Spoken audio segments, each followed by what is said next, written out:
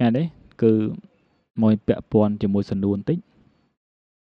មានខមមិនមួយមិនដឹងថាប្រុសឬស្រីទេខមមិននេះជាខមមិនជេរទៀតគាត់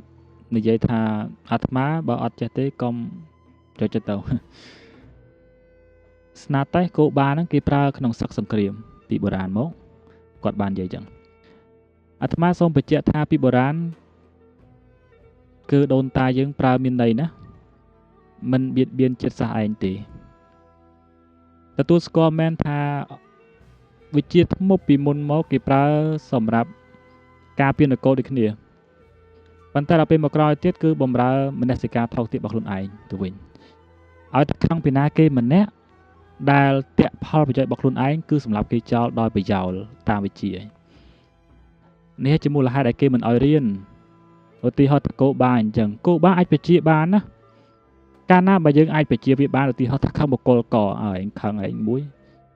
បជាគោបាទៅជល់សម្រាប់គេខឹងឧទាហរណ៍ខឹងបកលណាមួយ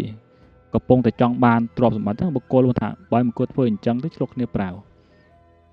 ឆ្លុះគ្នាអញ្ចឹងទៅអាស្នាតេះដូវហ្នឹងយប់ឡើងសូនរូបគេទៅបាញ់សម្រាប់គេពីចង្ងាយទៅហើយស្នាតេះនេះគឺសម្រាប់លឿនណាស់ឃើញអត់